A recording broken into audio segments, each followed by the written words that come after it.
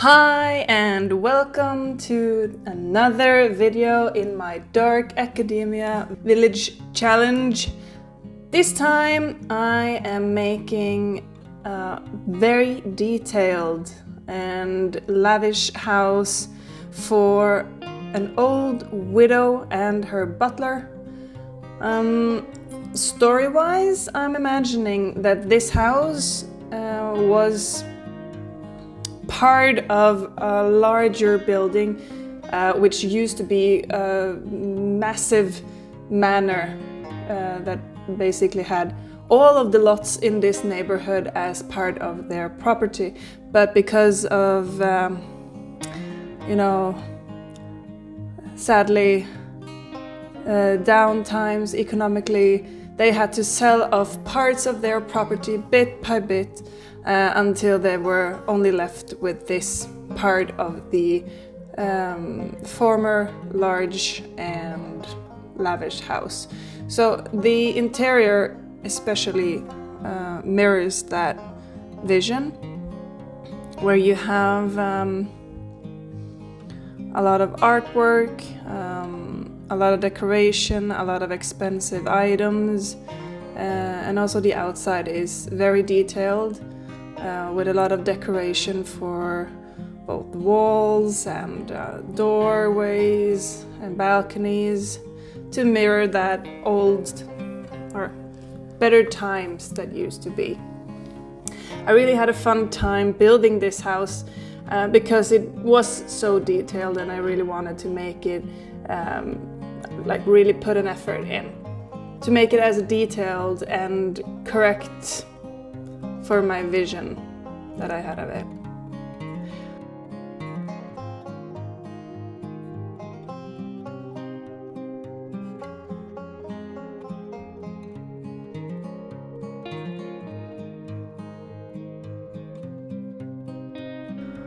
So right now I am again battling the everlasting battle against roofing in The Sims 4. It is a good system. I have to admit that it is. It does function well for the most part. It's just some aspects of it infuriates me. So I started, as you can see, I transitioned here because I tried something, then I didn't like it, and then I switched everything out and I decided to do something new. And I thought I'll spare you guys the process of trying something, figuring out it doesn't work, and then trying something else again. So you get to see more the end result and not necessarily all of the bumps on the road. I'm going to do that several times during this video, where I'll make a transition from the starting point of either building or decorating a room, and then instead of showing you every detail and every item placement, I'll just transition until I'm almost finished with it, so you can see how it ended up instead of having to sit through all of the details.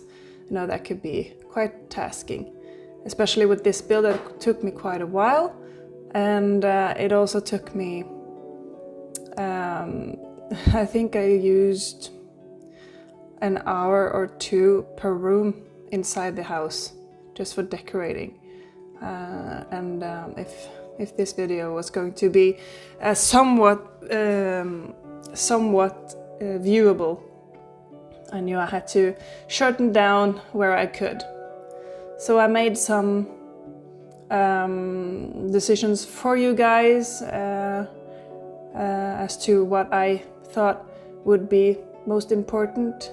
And I hope you also agree with me that while watching speed builds is entertaining and is soothing in and of its own, it also can be a bit too much when you have really detailed builds and really large builds, and you really want to get to that end result. So as you can see, I'm still using quite a lot of CC items while decorating these builds.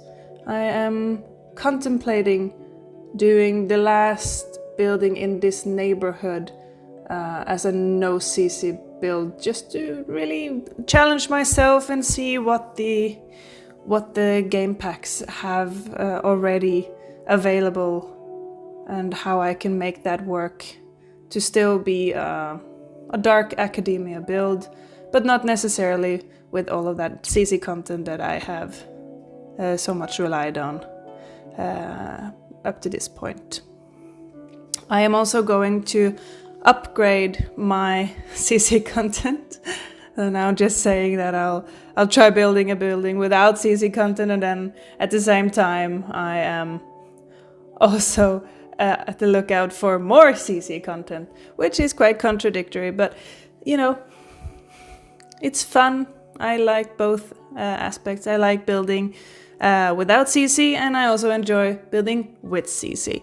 I did a lot of no CC builds before I discovered the wonderful world of custom content out there, and I do enjoy still having a game that actually functions and having items that functions and don't glitch or look weird or out of place while playing. Sometimes, you know, you download some CC content that looks beautiful on the pictures, and then in-game they're just really glitchy and doesn't really function the way they were supposed to. Luckily, this time around I've been more selective of my CC content. At least most of the stuff that I use now are actually items that work really well and do have quite a nice aesthetic to them, and the meshes have been really well made.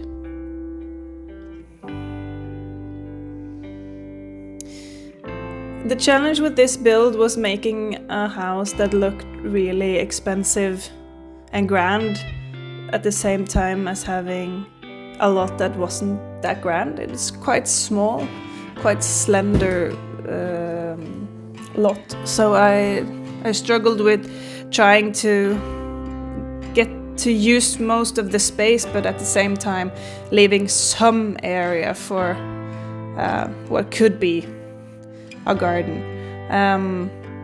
But at the same time, they have sold off most of their property. They have kept the house, or at least the main part of the house, as their living space. And they have had to sadly they have had to sadly part ways with their grand gardens and servants' quarters and stuff like that. So I'm imagining my previous build was the small cottage build that is next door to this one. I'm imagining that that house was originally either the butler's or servants' living quarters or the gardener's living quarters. There was originally a house there when they sold off that part of the property. And that it belonged to some part of the staff, and that is why also the house looks quite modest compared to the other buildings that are in this neighborhood.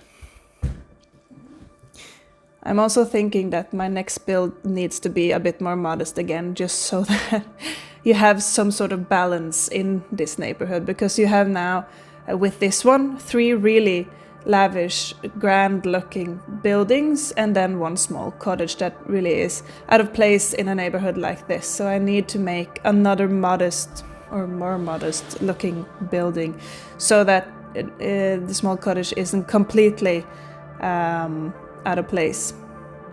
Or I could end up just moving the small cottage to a different spot and building on a grand house there as well, if I decide that this neighborhood should be more of the more expensive neighborhoods in this dark academia village. There are some parts that aren't yet to be figured out. And when it comes to this challenge that I made for myself, some parts that get figured out along the way, and that is part of the fun.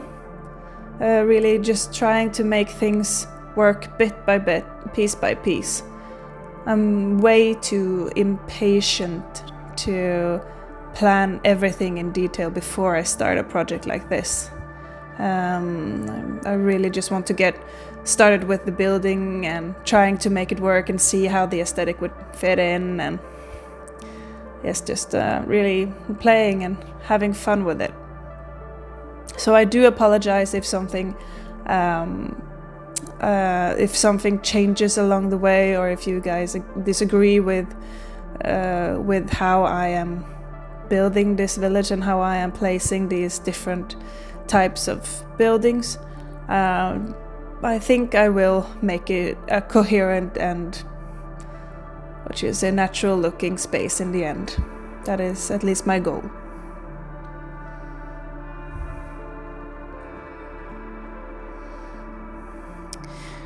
When I started decorating the inside of the house, I had a hard time figuring out the room placements for this building, because it's large, but at the same time it's quite slender. So the rooms are elongated, and I also had to bear in mind what rooms would make sense in a house like this. It used to be the main part of a much bigger mansion. It is now smaller because of downsizing, and they have had to re-accommodate some of the rooms so that the part of the house will be functionable for living, a functionable living space. So of course downstairs you have the kitchen. I thought of making the kitchen much smaller and much less detailed, much more like a kitchen where only the servants ever are ever present and used. So it wouldn't be that detailed, and it wouldn't be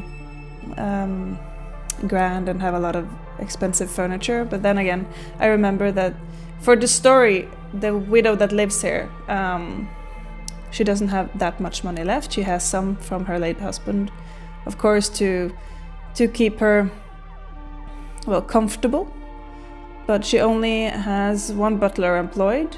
She doesn't have other servants or cleaning ladies or anything like that. She has the one butler. So I'm also imagining that even though the butler is the one that cooks, she still uses the kitchen from time to time, either to eat in or get herself some snacks or stuff like that. And then, of course, the kitchen would have to mirror that it is being used by the entire household, not just the staff. I also struggled a bit with the thought of having a bathroom here or not. And I ended up making the bathroom quite large compared to what I originally had planned. I had originally planned making a small bathroom downstairs, only a toilet really. But then I had this room that I didn't quite know what else to make of. And I didn't have a different space for a toilet, so I made it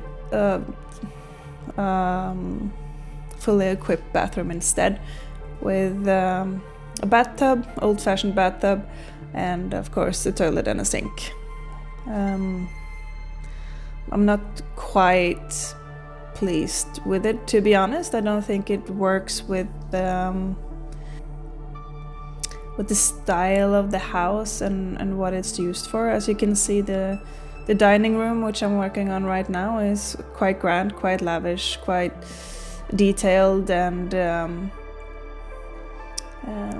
what do you call it? Bejeweled? No. It has a lot of artwork and stuff. It's meant to impress the guests. And having then a bathroom adjoined to that dining room doesn't really make sense for me in this kind of house. But anyways, it's there. Compromises had to be made, and so I made them.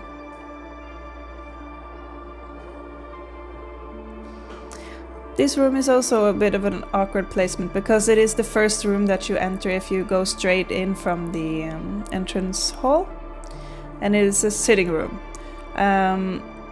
with quite large bookcases and a seating area, and of course a fireplace.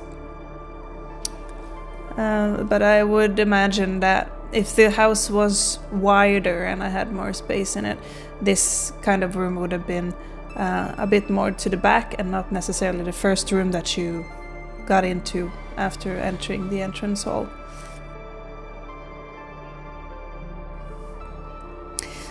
Decorating these bookcases is a guilty pleasure of mine. It's something I sometimes hate because it takes a lot of time, but at the same time it becomes a really pretty decorative aspect of any of the rooms that I put them in. So I tend to put a lot of bookcases in my builds, and that is also because I would love to have a lot of bookcases in my own home. I do like to read, even though I should do it a lot more. But having a really well-stocked bookcase with some decorations and plants is something I really do appreciate aesthetically. So in-game, this staircase actually didn't function, so I had to make some adjustments when I tried to place my Sims in it. They couldn't go upstairs for some weird reason. But I figured it out. In the end, I just had to adjust the height of the platform, and suddenly everything was fine. So some kinks did occur along the way. They usually do occur actually when I do builds like this, because I get really detail oriented and I want to make smart solutions so I get the look that I want, and then suddenly it doesn't function in game, which is frustrating. Especially when you spend a lot of time making it just so, and then you have to change it again. But that is also part of building in The Sims, that you have a lot of good ideas and you want to make something look a certain way, and then you get in-game and then the game decides that, nah, that's not gonna happen.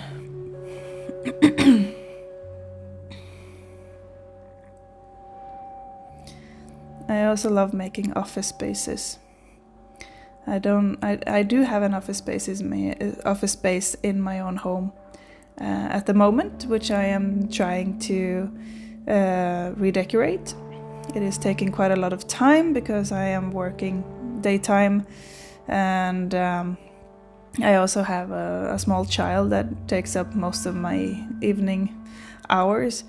So the time spent after he's gone to bed is usually spent relaxing and not really redecorating.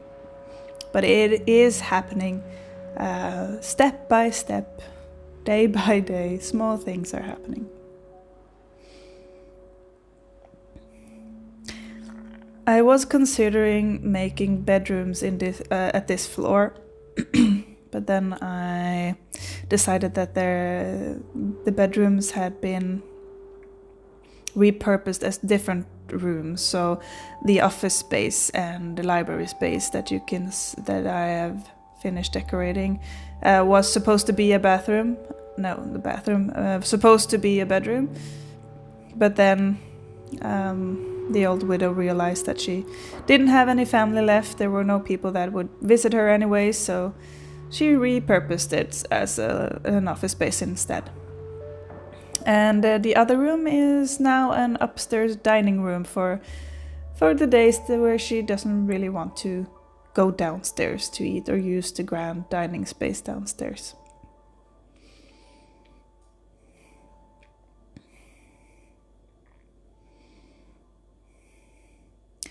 So the story I am thinking about for the family that lives there, or the widow and her butler, is actually quite a sad one.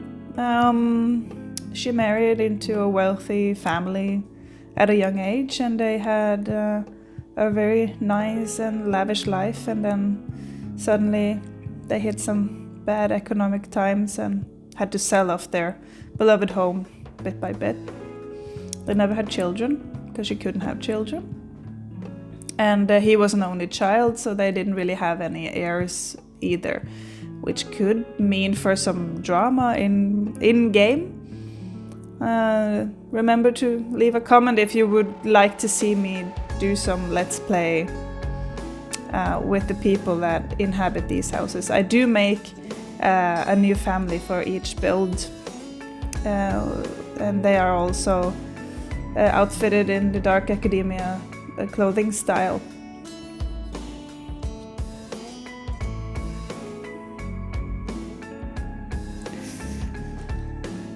When the old widow had to sadly part ways with her old bedchambers, which were of course twice the size of this, she decided that her new bedchamber should be upstairs in the at the third floor, or the attic space. That she didn't need that much space anymore because her husband was dead, and it was only her that used the space.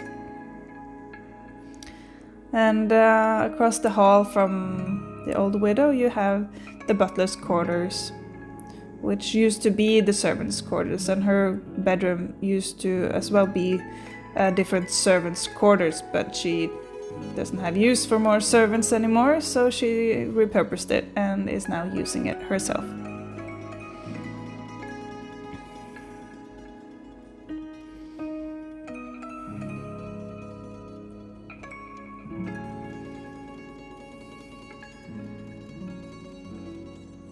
I haven't quite decided if the butler is a good butler or a butler that waits and hopes to inherit the house when she dies. Haven't really decided yet, but I am inkling towards him being quite a loyal butler that has been with her for a very long time, and that really wants to take care of her until her final days. What will happen to her house when she dies, I'm not sure yet. Maybe some other inhabitants in the village will become sudden heirs because of a long distant relative or something. I'm not really sure. Please leave some tips if you have some.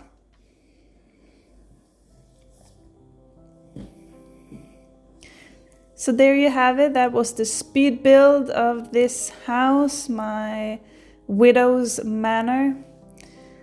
Here you can see the entrance hall leading into the dining room.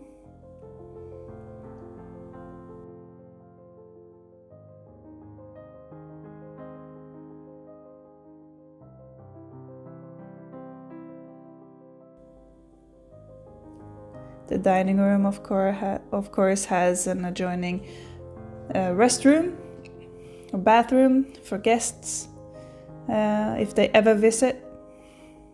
There used to be a lot of parties in this house.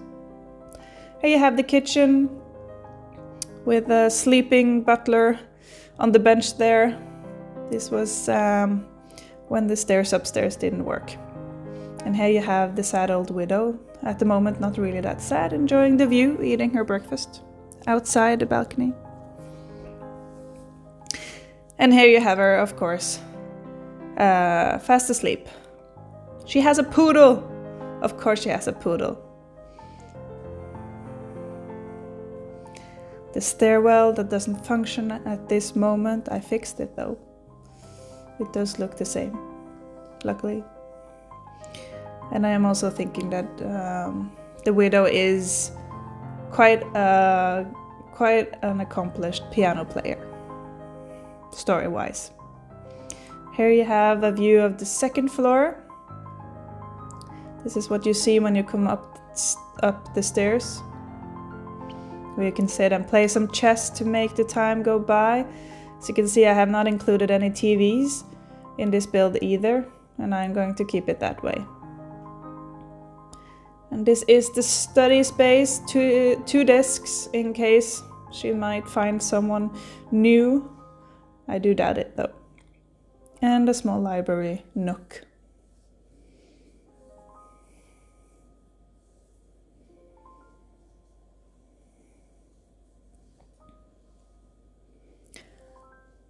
This as well is just a room where the staircase is located up to the 3rd floor. And here you have the 2nd floor dining room where she sits and eats her dinner or breakfast most days. It's really only on the weekends that she used the grand dining room. 3rd floor used to be servants' quarters, is now where she has her bedchamber.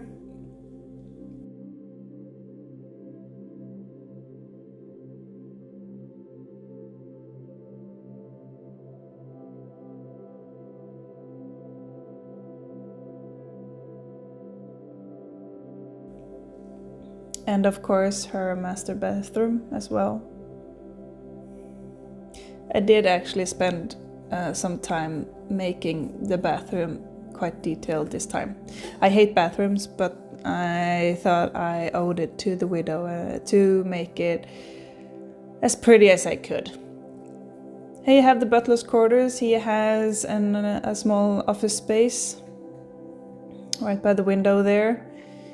And of course his bed and a small relaxation area by the fireplace.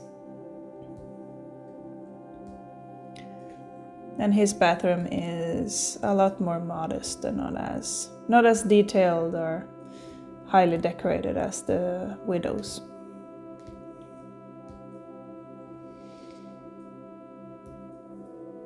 And here you have some views of the house from the outside. I was lucky this time when I did the outside filming. It was the right time of the day in the Sims world, so you can see the lighting is absolutely beautiful. And the light hit very pretty over the top of the willow trees there, just as I was zooming out, giving you a look of the very large window that is displayed by the side there.